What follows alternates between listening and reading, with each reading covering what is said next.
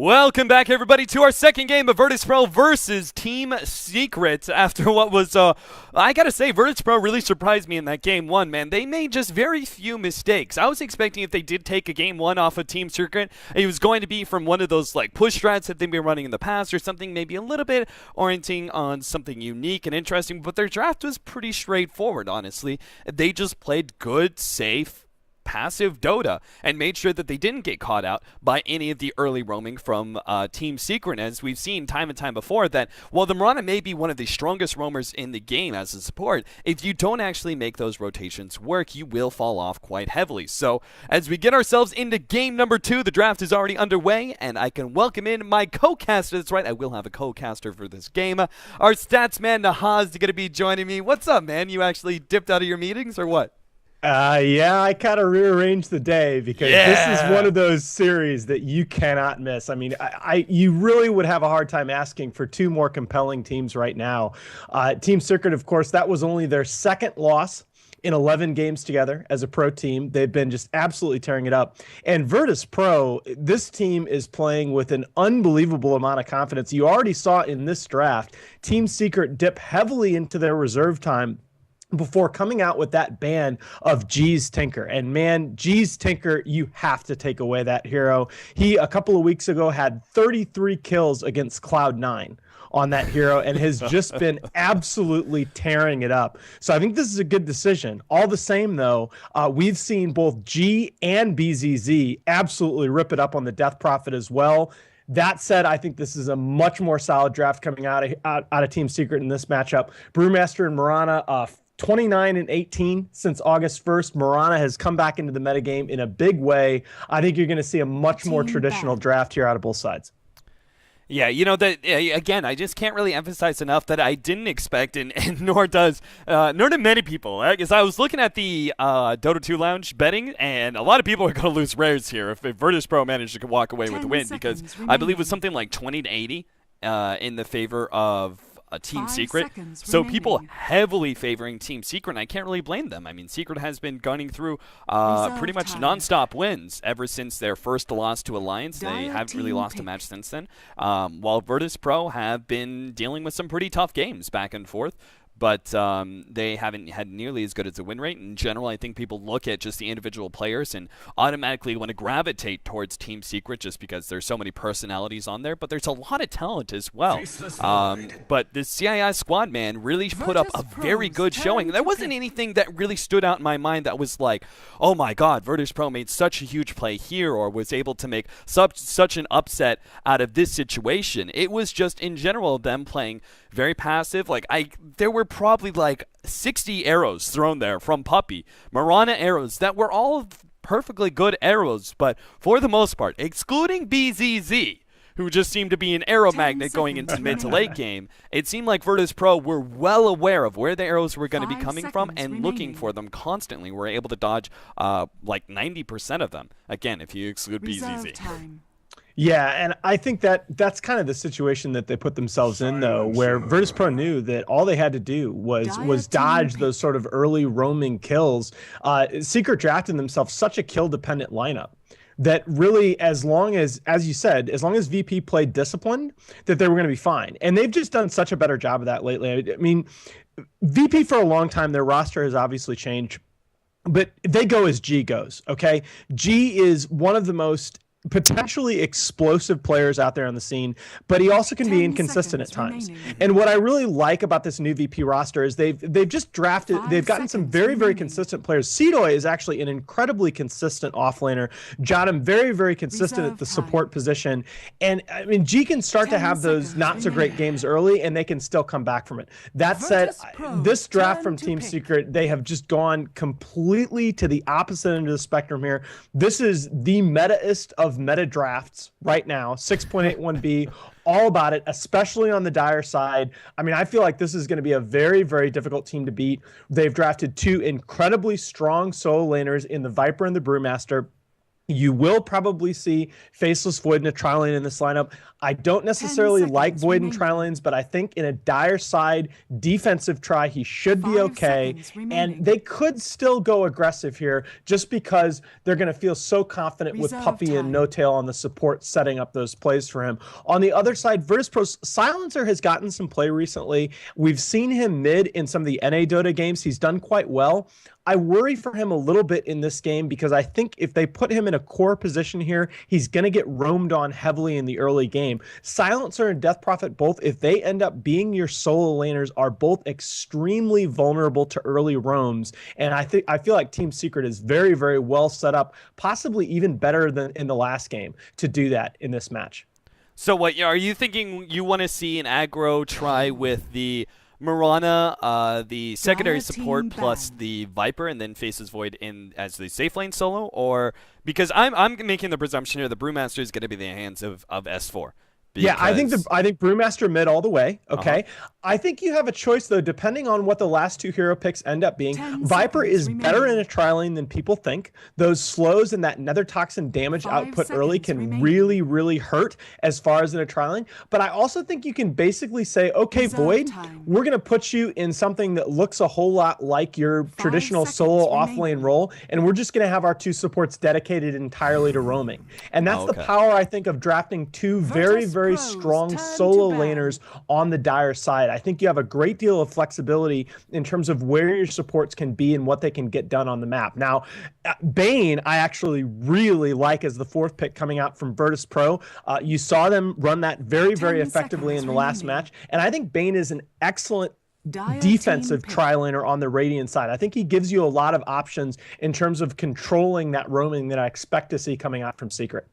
Yeah, they certainly do have a nice little combination here between the sleep and then into the Fissure block, or as you said, Bane has, and I think it's part of the reason that Bane has becoming a bit more popular, is that you've seen an attempt to try and draft some a bit more of defensive heroes, like we've seen the rise of some Witch Doctors, some even some Dazzles or Shadow Demons being picked up to try and protect some of these squishy heroes, like the Death Prophet, which their damage is all about being able to survive through the initial amount of burst. So getting some of that defensive heroes makes sense. Bane is the perfect combination where he can sleep defensively, but also be ultra aggressive with all these disables he's able to provide. But Team Secret finish up their lineup now and getting the Alchemist, a hero which they have drafted before, but it was in the core position. And here it's going to be a support paired up with the Mirana. So they have a support Alchemist and Mirana. That is a pretty dangerous roaming combination. Those are two of the most deadly level 1 stuns in the game. Right. Right. I just love this draft coming out from Secret. I think this is going to be a really tough game here.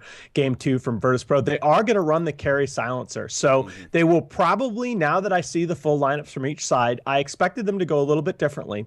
But they're probably going to put BZZ here in a safe lane, defensive tri lane. You're going to send Cedo into the solo off lane. G is going to be mid on the Death Prophet. He's been very, very good against that hero. I think the Death Prophet versus Brewmaster matchup, assuming both sides are bottle crowing, pretty much comes down to rune control. That's a very, very even matchup. And I think you're going to see this. 10 seconds remaining. I really do think that you may see still Puppey and Big Daddy here, or No Tail, whichever you want to call him, in the offensive tri lane. But I think they have options here. I think that they can send Kuroki here into a solo off lane, although I think that's going to be really hard for him. He's pretty much going to have to satisfy himself with sapping EXP. But I still would like to see them go for the aggressive tri lane here, just because I think if they do, they have the potential to win all 3 lanes. Yeah, I completely agree with you, because if we don't see an aggro try, then I'm expecting Virtus.pro to kind of run the Bane being a sort of roaming defensive support. I'm expecting to see him make those rotations into mid lane to try and counter the obvious roaming of the Alchemist and the Mirana. Because if we run just like more typical defensive tri lane, then the support shouldn't be sticking around whatsoever in that offlane, because they're dealing with the Furion. They're probably not going to be able to find many openings. So I'm with you there. I'm fully expecting an aggro try, which I do think they can win that one. It's going to be up against the Silencer, which can be a little obnoxious, especially if Silencer is going to be going up with the Max Curse of the Silent build, which has been favored a lot lately, especially since we've been seeing a lot of Aghanim Refresher builds when we go for these core silencers. So the maxed out Curse of the Silent is going to be a pain, but it also gives them an easy opening to be able to rotate into the middle lane as well without having to worry about those defensive support pickups again. So Big Daddy's going to be the first one into the enemy jungle, already setting down a nice little aggressive ward that's going to be able to see any of these supports hanging in around this area. I really like that ward. We've seen its mirror image on the Dire side a lot recently, and I think that it's become kind of a candidate for dewarding now, so you might see you'll go ahead and drop that sentry ward down. But I do think the big thing about the silencer here, that Curse of the Silent, as you said, does have the potential to be extremely annoying, but you've got to be able to win a level 1 fight in this lane, and I think that would be extremely difficult. If they decide to force the action here with Puppey coming down and No Tail looking for that level 1 stun, I think they would have a very, very hard time winning a level 1 fight in a 3v3 situation here, would VP.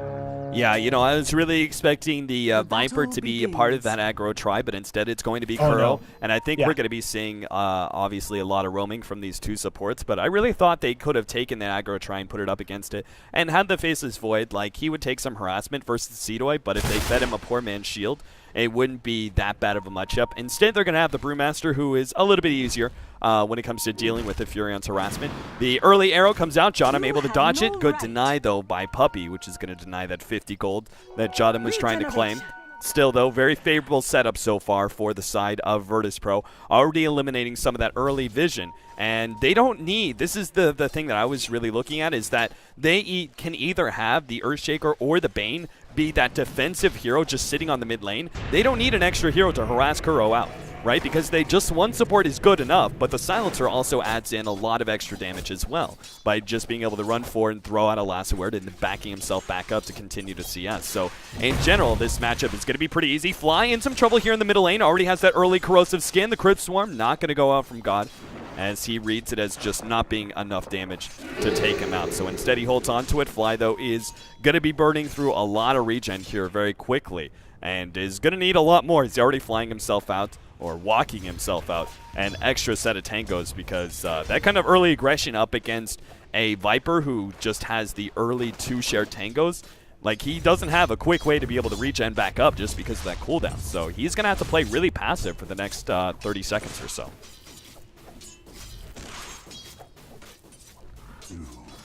Bottom lane, you can see Kuro trying to be a bit more aggressive up against Yol, but he still continues to stay at level 1, which is a pretty key level here. Fly once again, taking another Crypt Swarm to the face, but not going to be enough damage.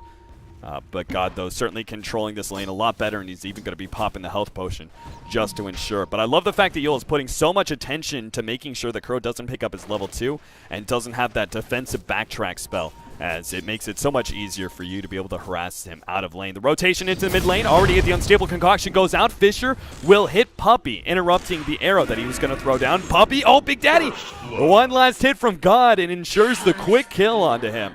1-0, and God once again walks away with the first blood. Virtus Pro even going to be able to ensure themselves a haste rune here in the top lane as well, as Virtus Pro may actually wait until the bottle gets here. And if they can manage to get the full bottle for God and then fill up on the haste rune, this will be a huge win for him. Yeah, but, they're playing this laning phase so well. I love the fact that they just have the Earthshaker hanging out basically as a dual mid here to counter the Viper, and oh my goodness. That is not what you want to see. Faceless Void, he actually went ahead and went for the time lock at level 2, which is a little bit odd for most offlaners. And oh, Fly gets hit by another Fisher. Still not quite enough, though. Fortunately, the corrosive skin is being able to mitigate some of that constant magic damage harassment, but still, he is just constantly being put on the back foot. Good thing he dodged that last attempt, as he gets a little bit of extra healing from his health potion. But all in all, it looks like the laning phase going extremely well for Virtus Pro.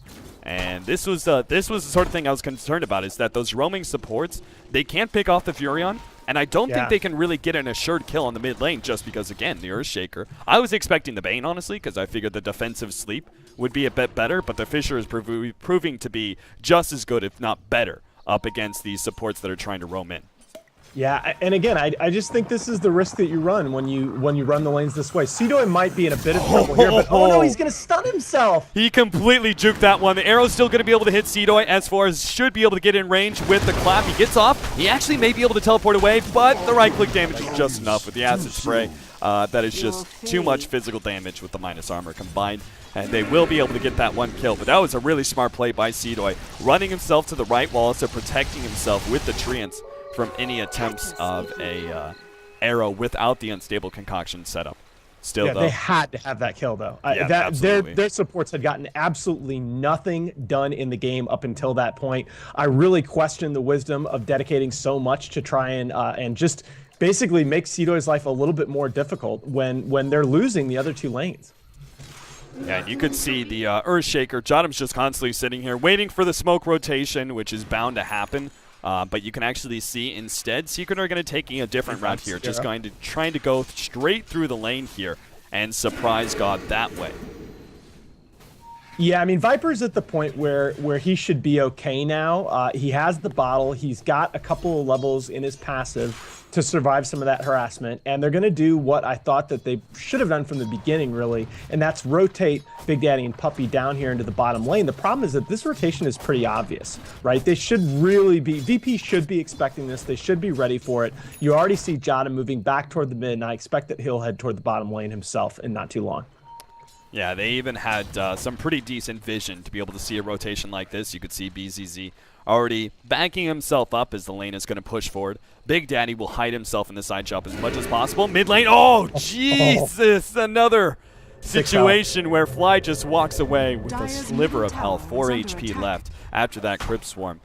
But still, you could see how aggressive Seedoy is able to be now in the top lane.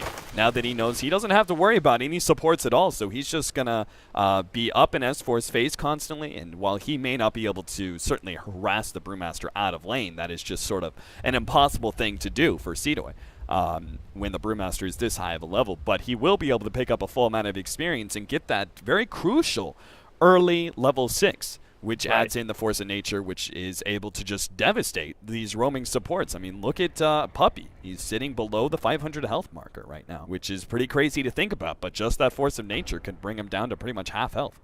Yeah, I mean, we talked about their over-reliance on finding those early kills in the last match, and, you know, they're certainly not in the same situation here in terms of just desperation, but it's impossible to state. This Nature's Prophet having his level 6 on time, it just makes those kills so much more difficult to create, and it makes it so much easier for VP to turn on those kinds of engagements, just not just with the teleport, but the Wrath of Nature as well. I expect Seedoy. What do you think his item choice is going to be here? Do you think he's going to go ahead and go for the Midas? I'm sorry, on who? On Seedoy. On the Nature's Prophet. Yeah, I think the Blade Mail build could be good here. I think the Blade Mail build is not bad.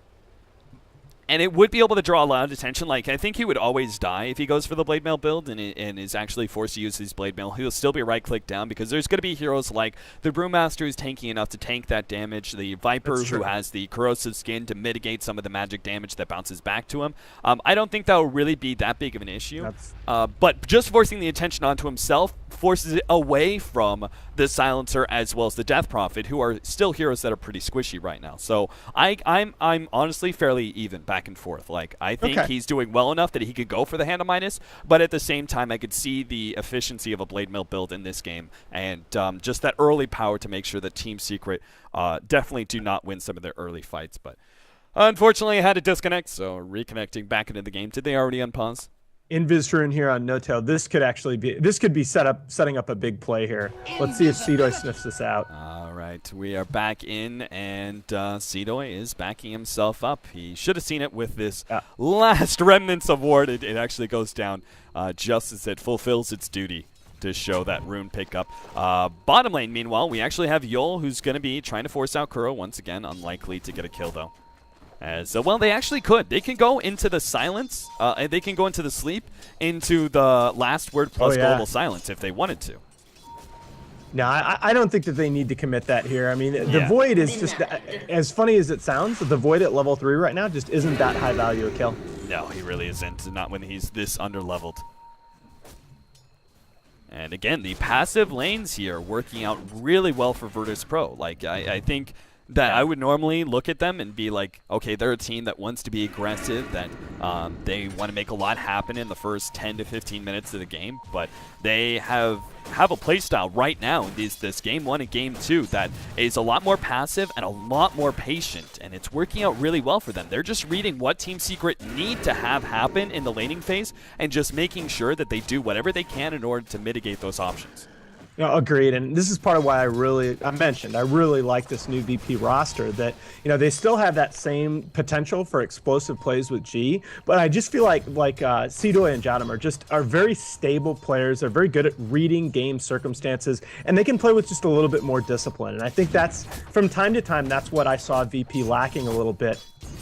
When they played an aggressive match, they were as good as anybody. But sometimes when they were forced into a more passive situation, they would typically be the ones that were going to blink first.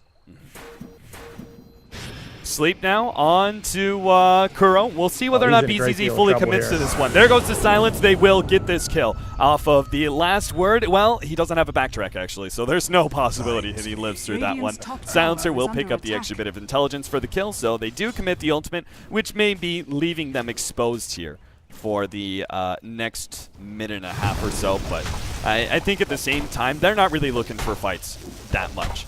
And their biggest concern is going to be S4 in his early rotations. He's actually going to try and take this tier 1 tower on the top lane. That's very smart. And this is very smart, transitioning into the push here. You're not getting the kills that you want. You're not doing very well in the lanes. You got to transition into a push. Try to get that gold from somewhere.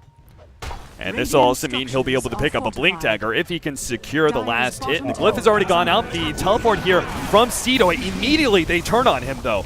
With the Brewmaster ultimate, exact same time the Deny has gone out from God. And if they don't manage to get this kill on Cedo, it is disastrous here for Team Secret. But it looks like they should be able to get it. Cedo falls. Now the Brewmaster has to try and get himself out, but he's going to turn. Puppey's going to help him out. They quickly clean up Jodam there. God gets hit by an arrow. Another Crypt Swarm, not going to be in time. As our Mirana starts running himself away, God is trying to chase this one down. Does have a phase boots up in a second, and he knows Puppey is without boots. He will still get the kill. Starstorm goes out. Maybe that's enough damage. Another right click. Oh my God, he died. Just barely at the last seconds from the creeps, no less. Not worth it, though. And those are that's kind of why you say that G is such a high variance player. Kuroki here could be in trouble again in the bot lane with the TPN. At the very least, he may have his tower be going down. They already have the rotation for both the Alchemist as well as the Mirana. Oh, leading with an arrow. Beautiful. That is a beautiful start. The follow-up Acid Spray and Unstable Concoction. He's going to be slept up at the same time. Puppey leaps in way too deep there for this one, and BZZ immediately turns on him, trying to finish him off with that Glaze of Wisdom. Needs another hit, but good slow there from Kuro. Puppey gets off the Starstorm right before he dies once again. Now, that Curse of the Silent going on to Kuro. Meanwhile, he's going to try and deny himself to the Ancients. Gets one hit from the Dragons, not quite enough. Turns on to Kuro. Look at this, he's disarmed. He's going to be able to get the kill. Big Daddy as well is going to fall as the neutral keeps get that kill, and BZZ potioning up, but finally S4 will be able to get the kill as he was already wrecking around with that Blink Dagger, was able to get at least the Bane kill, but still, beautiful play that shouldn't have resulted in the kill on Kuro. But that was in general just such a smart idea because he was going into this clutch area even without the Fissure. If Kuro went first, he was going to be disarmed and he was going to be blocking out his other melee heroes. So the end result was that Silencer can turn that, whether there was a Fissure or not. He was just in one of those single file areas where if Kuro went in first, he was not going to be able to finish off the Silencer due to that disarm. Yeah, and Puppey misestimating his mana by he was only off by about 5 mana at the beginning of that fight to be able to leap in and get the Starstorm off. And it's only a level 1 Starstorm, but you saw how close that thing that was. That could have been a totally different fight if Puppey has 5 mana there at the very beginning. Yol is now going to try and pick up his level 6 off of the farm in the middle lane. We're going to be sharing that one with BZZ. Interesting enough, normally when we see Aghanims refresher builds, which BZZ is still going to be going for, we see the Curse is silent maxed out because it's early potential. Bottom lane, God's going to be caught by a big rotation here from Team Secret as they commit a lot of heroes there just to get that one kill, but should be able to get a second one. Jodam juking his way through the trees, tries to get back into the jungle, is going to be hit by the stun. but he does buy himself a bit of time by being here. He needs some teleports. They're just not getting it. Now hides himself on the side, doesn't get off the Fissure, though. Still, at the same time, while there may not have been any teleports, the reason is Virtus.pro, rather than trying to help the Earthshaker, are trying to get something in return for his death, which is going to be this middle tier 1 tower. Such a critical tower to be holding, especially on the Dire side. So in the end, it can kind of be worth it, even if they lose their bottom tier 1 tower, just because of the importance of the positioning of this one. Brewmaster's already started coming in. S4 doesn't, oh, well, he does have a clap, but is not going to be using it on BZ. God, meanwhile, will force back the rest of the team here in the bottom lane. The Alchemist did take out from that Curse of the Silent. Rotation around, Yol, Fiend's Grip. Oh, Puppey, quick to leap away right as that animation comes out. Farther down, Fly is going to be caught, as he does have a TP scroll. And the Fissure block still going to be able to catch him out, and they'll just right-click him down. At the same time, we have a Mirana who's picked off by Sidoi, who teleported in, finished off that one support, and managed to get the tier 1 tower as well. And just got a huge gold boost for his team off of that kill. Just shot him to me easily. You know, the stats don't reflect it, 0-2 and 3, but easily to me the MVP of this match so far. These Fissures from him have just been huge in so many of these engagements, and early on in protecting G's Death Prophet in the laning phase. You saw the commitment before that last exchange the Team Secret was willing to make just to get that Death Prophet. They also got another auxiliary kill on the Earthshaker, which is great. But to me, you know, this is the way that you beat VP. You shut down and try and contain G. Even with that kill, though, he's got his drum up here at a decent time. Oh, he's going to be caught by the Fiend's Grip. Good rotation here from the side of Virtus.pro. The silence is just going to give them the extra bit of disable to make sure there was no Time Walk or Chronosphere away from the Faceless Void. And, well, they may have to commit 2 ultimates for it. Kuro is not going to be getting a good amount of farm anytime soon. S4 makes a jump here in the middle lane, already getting off a 2-man clap, and immediately starts focusing down BZZ. The arrow lands, and BZZ will be right-clicked down by the Viper. Now the Brewmaster continues to chase down some extra supports, gets the stun onto Jotum, and will be able to take a secondary hero down as well. S4, such good control of his Brewlings, really making sure he maximizes the number of kills he gets with each ultimate, and not trying to get greedy by claiming the last hit. God, meanwhile, once again, Virtus.pro looking to make trades here. This time they're going to be pushing in the top lane with the Exorcism. Kuro is already in a position, though, to make the jump as soon as his team is able to make a rotation in. They're set up for this. Very good idea by VP not to clump up. Catching God on the right side. This allows S4 to be able to get in some right clicks as well as the clap. Kuro getting low, though. Crisor manages to backtrack that one and getting away. Moonlight Shadow will protect him from the rest of that. God, meanwhile, will be right-clicked down. No more Exorcism means Yol is going to be left out to dry here, as they have no extra damage. They did get the tower at the very least, thanks to the Death Prophet Exorcism. But the immediate rotation, once again, like there was a big rotation from Team Secret, which now leaves their middle lane exposed. It's just flying the front lines here, but this tier 1 tower is going to go down, it looks like, whether it's Nye or not. Sidoi is going to be hit by the Viper Strike. They immediately start focusing on the tower, do claim it.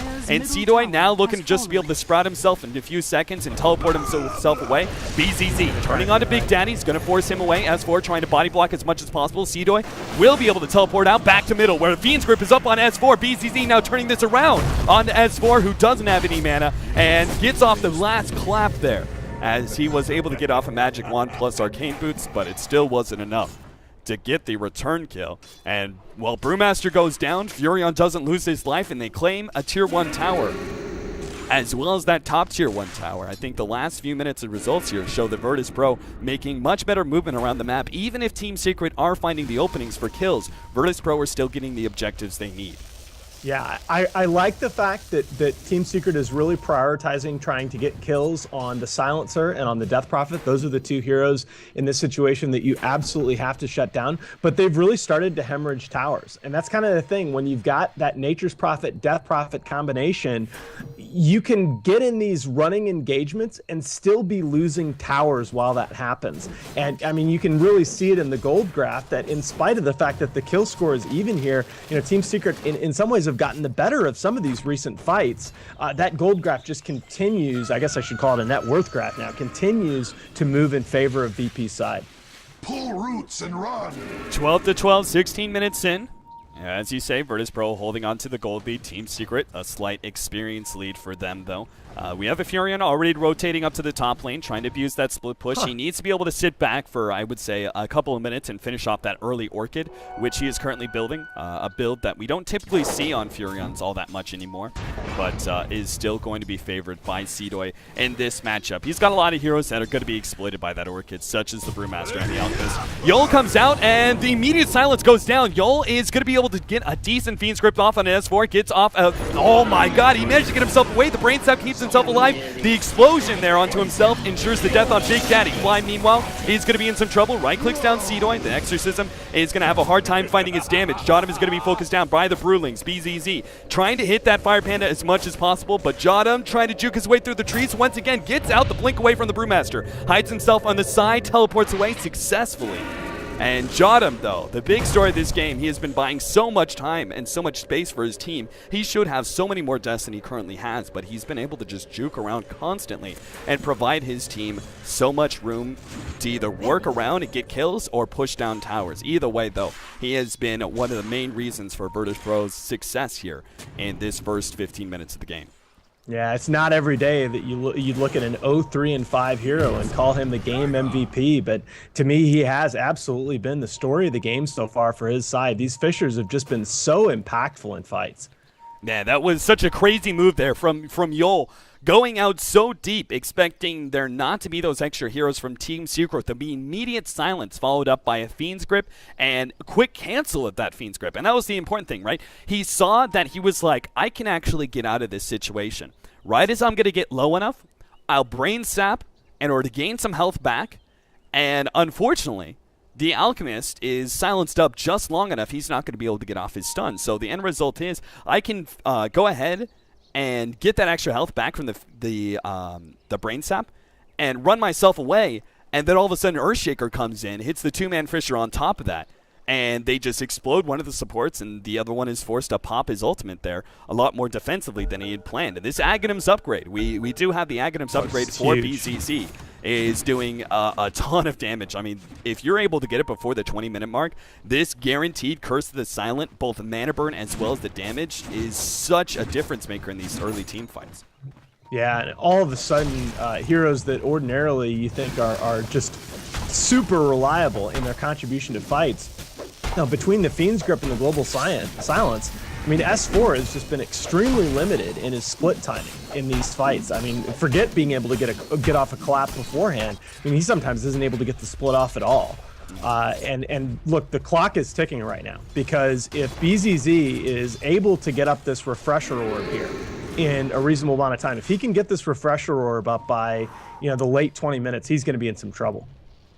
God, seeing the arrow coming right through, stop himself just short of the pathway, but you're right. I mean, the primary reason the Silencer is so good against this draft is you look at these, and these are heroes with very shallow mana pools. Now, Seedoy is going to be caught here in the top lane. They do have a Chronosphere. The Silence goes off, and he's going to attempt to try and get some distance between him and the Void, but he doesn't actually sprout himself. Instead, turns around, tries to fight Kuro, but the Furion ult, it didn't actually hit him at any point. That bash proc, oh my goodness. He could have turned that around, but hey, RNGesus, my man.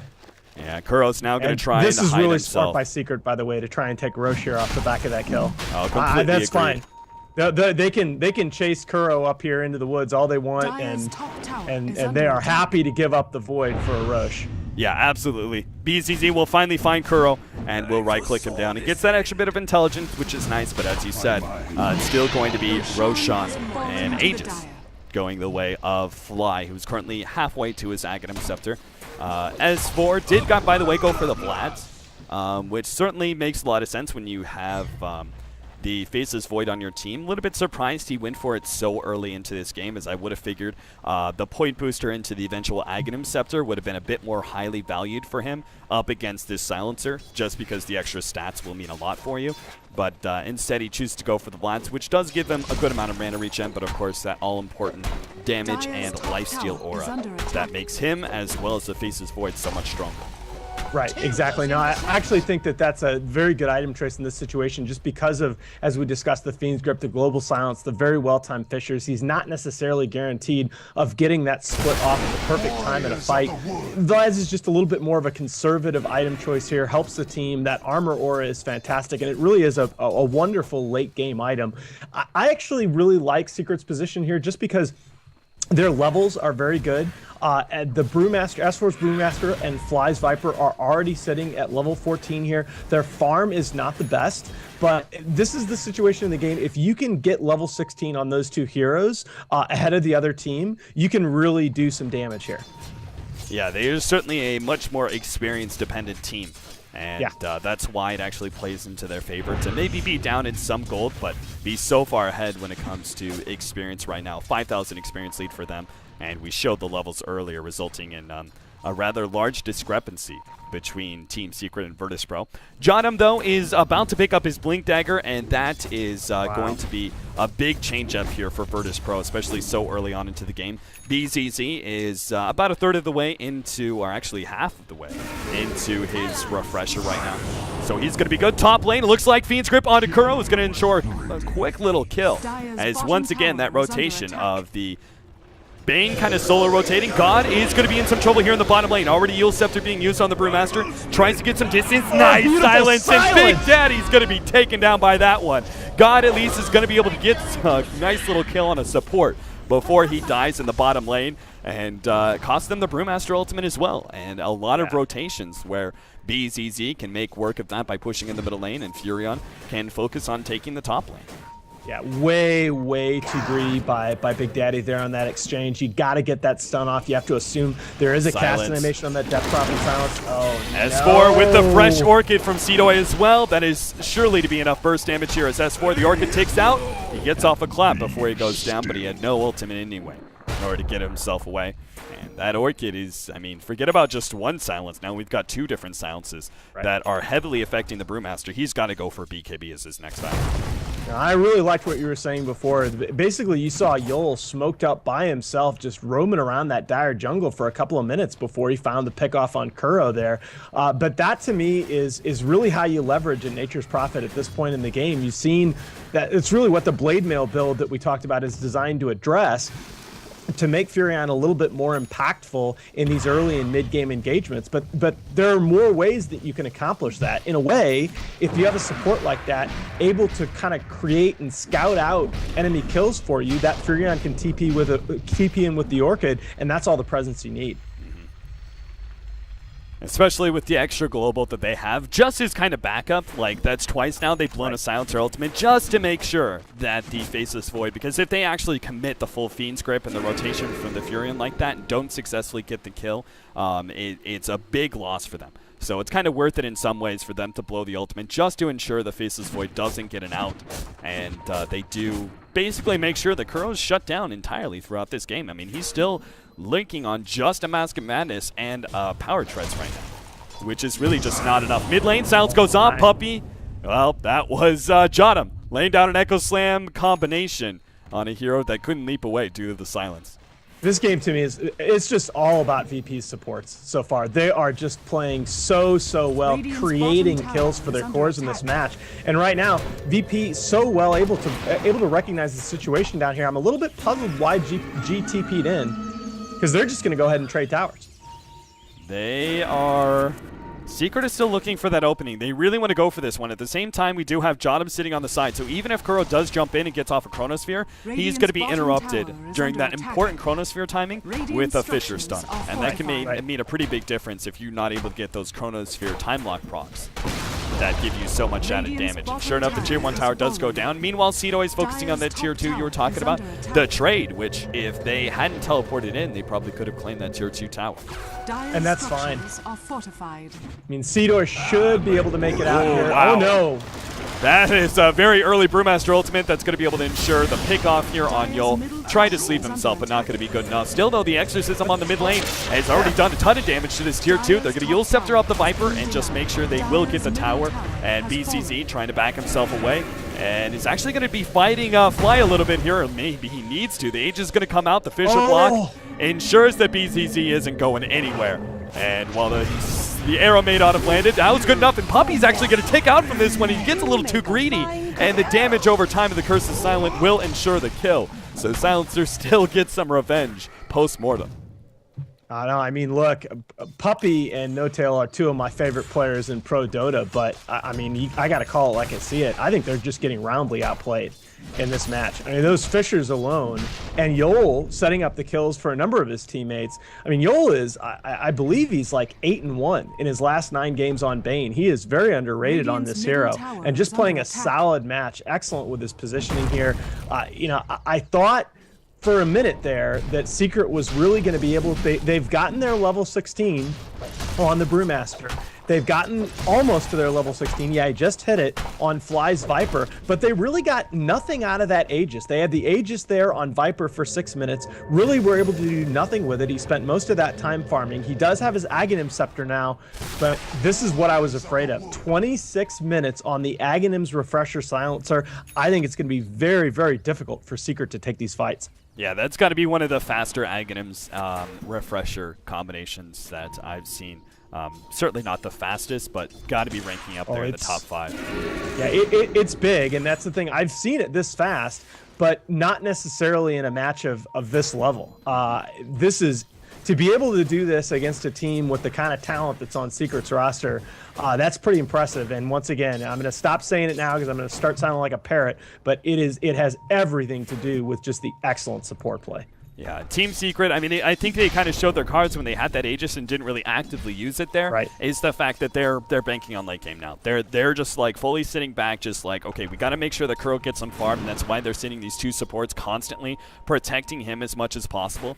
The attempted arrow almost got out. Yol, Chronosphere is going to be able to catch BZZ, and this is huge, but first they go for Yol. Trying to take him down. The Fisher's going to be able to interrupt some of that damage. Sleep goes out. Yol lives a little bit longer, but the Exorcism just cleans up the Face's Void. Big Daddy's going to be up next. God, though, is taking too much damage from S4. The silence wears out and is going to be hit now by the Viper Strike. Dodges it with the Yul Scepter. The Clap instead is going to come in, and they'll still have enough right-click damage. At the same time, though, the push is coming in the top lane. They did lose a little health on their Tier 3 tower, but well worth it, as a beautiful initiation from Kuro finally finds the opening to get them a great team fight up against Virtus Pro. Here I was, worried about the Aghanim's Refresher on the Silencer. Kuro says problem equals solved. With that perfect initiation, BZZ has a chance to do almost nothing in that fight. And S4, I really like this defensive build that he's going for. Going the Aghanim, saying, look, I've had my problems even getting that spell off at the time that I would have wanted to. I'm going to go ahead and go for the Vlads into the BKB to give myself more tactical options in these fights. And once again, Team Secret should be able to take Roshan off of this. Yeah, this is, even though you can just imagine how different that fight could have been, because BCD was mid-animation, I believe, for that Curse of the Global Silence.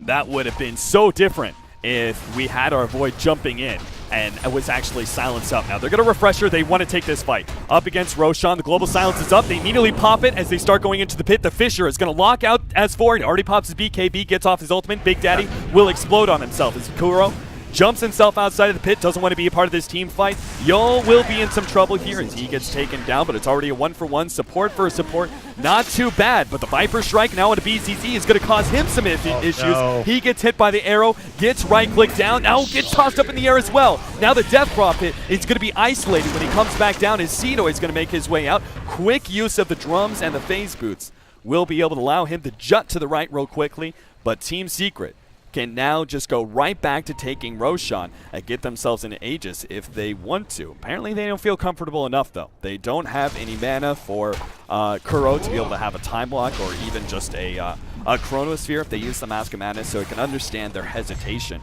But I'm expecting them still to go back to it. Maybe they want to claim that Tier 1 tower in the middle lane instead. Yeah, but that's the first big tactical mistake I've seen coming out from BP in this match. There's no reason that they needed to try and take a 4v5 fight. You know, Fly's Viper was late to the engagement there, but they had the advantage in that fight, did Team Secret, just because of their positioning. You know, I know you've got that great double has global fallen to silence the dive. combo, but they didn't need to force that fight there. I mean, they've already gone ahead and given away the Aegis once in this match. Team Secret wasn't able to do much with it. I think the pressure is still on them just because of the tower position. You don't need to take a fight there in a disadvantageous position. And, well, the refresher will still be strong. One of the silences is going to be kind of disabled now by the BKB pickups that are coming in. Like, Kuro's picking up his now. Oh, no, actually, he went for the Maelstrom. Never mind. So he went for the extra damage. I can respect that. Just because he's kind of focused on just being able to get the initiation anyway. Now, if he gets caught out by the global silence in some way where the team fight is about to occur and he doesn't actually get that initiation, he's going to be SOL.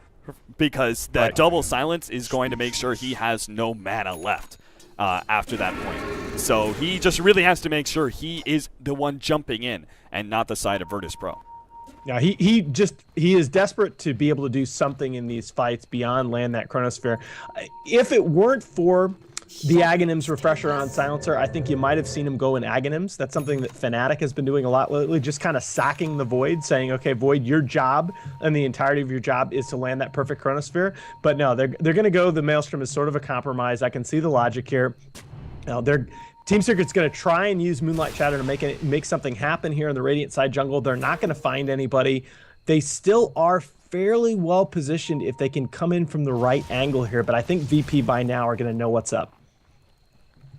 Yeah, I actually prefer the Maelstrom build here just because of the fact that I think that if the Faceless Void doesn't start picking up more farm here, the Viper is going to drop off, and the Viper is their biggest net worth right now. He's sitting at almost double that of the Faceless Void, and that is really not where you want to be. I think Team Secret can actually out-carry, or excuse me, Virtus Pro can out-carry Team Secret if Kuro doesn't start picking up more farm. So I do kind of like the Maelstrom, and of course it does give them a lot more damage going into some of these early fights. No, I mean, Mask of Madness itself is underrated as a farming item. I still agree with that point, that it's not enough right now for them to be able to get Kuro back in this game. He needs to start getting some farm on if they're going to take this late. And of course, they always have to be aware of the potential split push, as we've already seen Seedoi show off a couple of times here in this top lane, as the tower is now below half health here. And just one mistake is going to result in a set of racks if they're not careful. So they need to put a little bit more attention here to this top lane, make sure it's not as low, and of course keep that glyph ready to go at any point in time. But Seedoi, you're beginning to see him make that sort of carry rotation now. He goes from having that Orchid disable, always nice, but now picks up a Shadow Blade after that, and has just finished up a Desolator now. So again, the split push options, his right clicks here add in so much more, as that minus armor makes the creep weight that he's pushing in deal more damage to the tower, means a lot faster pushes from his side. Yeah, I'm not so sure about the Shadow Blade here. Absolutely love the Deso, of course. Okay, we are going to see Moonlight Shadow once again used, and they should get something out of it this time. No. Oh, no! YOLO's still going to be caught. Chronosphere's going to be laid down on him, but they were forced to blow it there. The curse goes down. Global Silence is going to burn through a lot of the mana here from Team Secret. No extra pickoffs. BZZ is still seen here. Puppey is up with an arrow just a second, gets close range, does hit it. The Silence gets off just in time, but the Unstable Concoction has already been able to land the stun. The Medallion ensures a quick little kill on him, and Team Secret, their rotation may be punished here. Already the top lane. God is going to go for the Exorcism, it looks like. He lets loose. This Tier 3 tower is going to be made mincemeat of. As the rest of Team Secret, they're going for a Tier 1 tower. They got to go protect this one. God fighting up against the Panda, but he doesn't really seem to care. He's going straight for the range racks right now. Kuro can't really do much. He's going to jump in, trying to beat down on God. They get already the range racks. God trying to Yule Scepter himself at the last second. He gets it off. Kuro still managed to run himself away, and God will be eliminated by Puppey, who jumps in, gets in the Starstorm. At the same time, Seedoi gets caught as well. So they got a Tier 3, they got a range racks, but they just lost some pretty important heroes, and in general are going to be losing a lot of map control as Team Secret use the next minute or so to push out some of the side lanes. So while getting that is good, I almost wonder if it was in the end worth it, because they gave up so many critical kills. No, and I think the last thing that you said was absolutely key. It's not just the trade of the kills. I think they're going to be able to get some map control out of this. They're going to be in a situation where if they win a fight now, they can do some damage to the base. Fly's Viper going to get Fiend's Grip, but it's stopped immediately.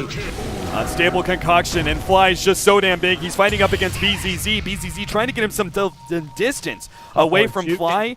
And we'll be able to buy a couple of seconds here. Big Daddy is going to force to pop his chemical range. Turns around. Echo Slam goes out. Big Daddy eliminated, but Fly is still quite healthy. And will just right-click down Jottam as he's the only hero left alive. He gets off the Fisher, gets off what he can. But in the end, the results will be beyond godlike spree for Fly, as he is now sitting on a triple kill. The tier 2 is going to go down, and so we see those kills result in even more kills as there's no extra backup in the mid lane, as well as some towers going down. Team Secret, this gold graph has got to just be plummeting massively here in the next minute. Kuro jumping in, trying to catch out God somehow, but the defensive Yule Scepter will prevent him from using the Chronosphere, and the buyback from the Silencer will force Team Secret back. Damage done pretty much. They don't have to worry about too much more. I mean, L in exchange for a tier 3 and a range rack, sure, that leaves them exposed. The top lane push, though, seeing as it's just a range racks, is really not that deadly anymore. The global silence being used there, not quite sure what he's looking for, though. I was wondering myself. Now, this is, to me, I mean, this is how Dota matches are won and lost, guys. I mean, mistakes, you get to a certain point in the match, and in this game, it's around that 25, 30-minute mark, where mistakes, particularly in terms of when to take engagements, are just so huge. And you've now seen 2 engagements from VP, one at the Roshan pit and one in that top lane, where, I mean, they made trades, and I'm not sure that they got the better of it. They're going to lose some more material here, and oh boy, you can just feel this game slipping out of VP's grasp. Oh, very rapidly, as now they may lose some supports here. S4 not going to be woken up by his allies, and instead they're just going to give up on trying to get those supports, and it's another situation where the push is coming in through the top lane, but if God commits and ends up dying again, it's going to result in a raxing for Top Secret. Like, even if he does get that melee rack, so he can't afford to push in too deep. The arrow actually already landed on God, and that means the Brewmaster is going to try and come in and capitalize off of that one. Puppey has already been Yule Sceptered up. Meanwhile, Jottam tries to teleport himself away in the bottom lane. Doesn't get it. Back up the top lane. Curse of Silence goes out. Exorcism. Chasing down Puppey will get that 1 kill, and now they'll move up hills. The Silence is preventing a lot of Team Secret, who already blew a teleport or 2 and faked it out, are not going to be able to fully return. The melee racks will be taken down, and this time around it almost looks like it's worth it for Virtus Pro, but they're sticking around here. They're going for a tier 3. This is risky as all hell. Huge plays, but I think you got to do this. This to me, I think is very, very different from the last couple of exchanges that they've forced, and I don't think they're going to be able to force anything here. The Yule Scepter goes down. Unstable Concoction stops God just in time, and this means we're going to be able to see a kill onto God. Very important pickoff, though. He does have still his buyback as they take him out. Bottom lane, they did get the Viper, though, and that is a huge spree. That is 1,400 gold pretty much going the way of Seedoy. He's now sitting at 4K. That's almost a full Scythe of Vice for him.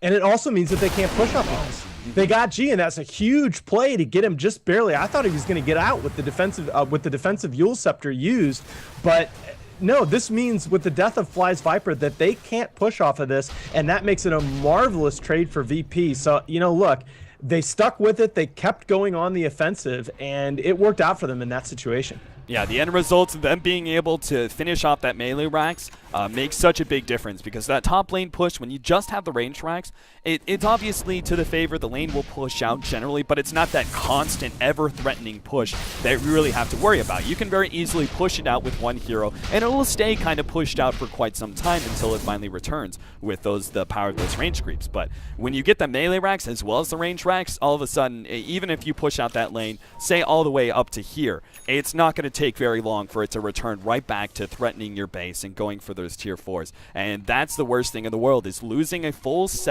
lane of racks up against a Furion, especially a Furion who's as farmed as this one is, because he's really going to exploit you and force you to make those kind of defensive rotations, which he will then further exploit by being able to have a Scythe of Ice and being a very strong 1v1 solo kill.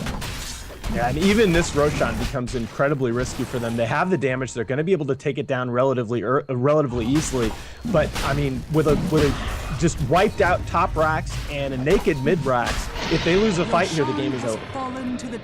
So Cheese is going to be picked up by the Viper, and Kuro is going to be grabbing himself the Aegis. So they've got themselves in a pretty good position, but still, I think Virtus.pro, if they just play the pacing game here and just go ahead and let these 6 minutes draw out, try and let the Aegis go down for free, and just focus on the split pushing. They have the top lane pushing in, use the Furion to try and push in the bottom lane. As long as they don't get caught out by these Moonlight Shadow rotations, they can just draw the game out a bit. Because before, I was concerned about Team Secret pushing this late game when we were talking about how this game was slipping out of the hands of Virtus.pro, and look how much ground Team Secret is making. I was concerned about them basically making a comeback and the Faceless Void taking over the game. But once you have that one set of Rex, especially up against a Furion, the game, it gives you have a lot more extentuation now into late game. There's not as big of a, okay, we must go, we must try and end this game, because now you can always exploit position. I'm not sure that's a word. Extenuation? I know, right? I was like, extension, right. And I don't know what the other word I was looking for. But yeah, making up words on the fly. That's what casters do. But you know what? You're right. It's all the same. I think that's the right point, that all of a sudden Secret's ability to punish VP with this kind of a death ball push is just so much less now than it was 5 minutes ago. I mean, you can see G and BZZ are just kind of taunting Secret here. They're sort of coming in with these feints up top. Secret knows that their base is vulnerable, and meanwhile the entire rest of the map is open, and Cedoy is able to complete up his sheepstick. So you know, VP has really seized back control from this match. I give him credit for sticking with the split push. All the same, we might get to see a fight up here. Now they are going to back off. Yeah, they're not careful though. Like Puppy and S4 are just kind of looking for that 1 or 2 heroes that are farming up their jungle and trying to push in this top lane. But if they're not careful, they're going to be running into 3 heroes plus the Furion teleporting in. And that Global Silence gives you more than enough time to be able to rotate the Furion in and allow him to just take out 1 hero real quickly. As you can see, Doi is playing this pretty safe here. Not, I mean, that's pretty much the safest position you could be in right now. But he's going to be able to keep these lane pushed. At the same time, though, Kuro is getting rather big. He's got a full Mjolnir, BKB. Arrow comes out. Fight coming up here. Ooh, unstable concoction onto Yol. Already Global Silence has gone out. Yol's going to be able to buy himself some time with the sleep. BZZ gets himself away, and just to pick off onto Yol. But you can see immediately, while this hero goes down bottom lane, they're trying to push in, but the Chronosphere goes on. It actually catches both of them. God has been caught inside the Chronosphere. There goes that silence, but he's still going to be right-click down all the same. Yul's Scepter buys him the time to be able to run straight forward. But Cedoy still has 7 seconds. Okay, they have a gem, but they just are unable to see him there in that little cubby hole. And that was the right idea, right, for them to try and push in the bottom lane at the exact same time. But with the Faceless Void already set up to stop that push, Chronosphere just allowed them all the time in the world to be able to teleport in and pick off those enemy heroes. And now with the Death Prophet down, another 55 seconds. But look at this. They can't push fast enough. They cannot push in fast enough before Cedoy can come in and threaten their base. And Big Daddy might get baited here. He's got to be awfully careful. Okay. Yeah, he can't afford to be facing up against, like, just Cedoy by himself is pretty dangerous, but if he gets an additional support, some extra disables, he doesn't stand a chance. Yeah, I mean, this is not the kind of farm 4-position alchemist that you might be used to seeing. If he gets sheeped by Cedoy, Cedoy can kill him. Yeah. This is where it's Team Secret, though, I think should be committing here to this bottom lane push and trying to even this out. They got the Aegis, they've got the cheese, they've got everything they need. Just 12 seconds here for the Death Prophet. Fly. Doing some damage here to BZZ. They can't afford to let this guy go down, but they have no supports to be able to back him up, and BZZ just gets right-clicked down by Fly just like that. Meanwhile, Yol on the side gets off the Brain Sap to increase his life force a little bit more. BZZ buys back and is going to be dying here a secondary time. No. If nothing is going to be able to stop this one with the Exorcism going out, they're going to try and do what damage they can, but they've already thrown her up in the air. Tornado is going to be holding her there for quite some time, and they're just going to focus down this tier 3. Even if they don't get this Rax, though, it's a huge win because the Silencer is down for so long. They're going to turn around on God. Static Charge, helping to be able to do some damage back. Simba immediately pops the cheese, though, as they try and go in for the kill. Johnham, unfortunately, going to be stunned up. Kuro makes the dive in deeper. Now God has the Ghost returned back to him, but he has no more extra damage. The Time Lock proc will be able to hold him in place, and now Team Secret fully in control of Virtus Pro's base. And sure, there's a buyback on Death Prophet, but what can they really do with a Death Prophet that doesn't have Exorcism? They can go straight for the mid racks. They can't go for the top racks, though. Seedoy already threatening, though. Has already taken down the tier 3 towers, going to be claiming the range racks. They can just even up 2 racks for 2 racks. This will still put Team Secret in a really great position, even if Seedoy does finish off the mid lane. Fiend's Grip goes down, just trying to delay this as much as possible. Grip Swarm is going to wake up S4, the bounce around. Kuro getting low, but still has that Aegis to be able to fall back on. Will he maybe chase away? S4 goes in. Yol may die secondary time here. The buyback from Seedoy, if he gets caught in the middle lane, is going to be coming back into this fight. Going for Fly now, turns on Kuro. Takes down that Aegis. S4 is invis and asleep right now. Immediately, Kuro is going to be orchid it up. He turns around, Chronosphere, going to be able to only catch out one. Seedoy turns around on Fly, might be able to kill him. Kuro, meanwhile, focusing down. Nice slate coming out from the Bane as he saves God's life for just a second, and the Fisher comes out as well. Yul Scepter going down, drops him to earth, and will be able to get those right clicks in. Kuro getting low, will be dying, unable to finish off that melee Rax. The Brewmaster ultimate, he's managed to secure the Courier there, which had nothing on it. He's going to be coming back low. Jottam trying to dodge this, gets off the Fisher. S4 backs himself up. Fly is in for some revenge. Goes up against BZZ. Yol needs to protect his carry right now. They've got no Death Prophet for 80 seconds. Even if they do lose this mid-racks, Secret still have to take the time to go up to the top lane where that tier 2 is still intact, or they go straight for the throne here. Yeah, they can win this right here. They can win this right here with both the Death Prophet and the Nature's Prophets. The pair of Prophets both down for 70 seconds. I don't see how VP can contest this, and it feels like forever ago, but this all started with BZZ just being slightly out of position. It's such a game of inches at this level. And look at this, Team Secret aren't even fully committing. They have another 50 seconds, so they certainly have some time to end this game, but they have to deal with these constant disables. There goes the Fisher.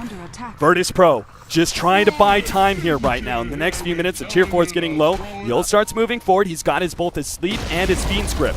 They're not going to be able to necessarily get kills, but maybe they can just delay these heroes long enough. With the Aces Void buying back now, Kuro comes in, and I think they've got this rather easily here. Yul starts moving forward, Chronosphere on 2 of them. They're going to take out 2, and sure enough, Seedoy calls the GG. 46.5 minutes in, and Team Secret, in a very long, extended team fight here, managed to come away with a win after what seemed like a very precarious position they were in ever since they lost that top Rax. Yeah, so well played by Team Secret. It's just so hard to maintain team discipline, to make good decisions throughout a sustained engagement like that, but they did. They knew exactly what they needed to do to stop the push from Seedoy's Nature's Prophet in the top lane, and they were able to maintain discipline throughout that fight. And like you say, it only takes one small mistake. BZZ just being a little bit too far forward, dies the one time, then comes back, gets immediately chronoed, and that was really the beginning of the end for VP. They couldn't fight without BZZ there with that double silence combo. Very, very well played by Team Secret, and I believe we have a game 3, my friend. Yeah, that's right. Tied up 1-1. The rares are on the line right now, fellas. Virtus Pro versus Team Secret. Game 3 coming up in just a few minutes.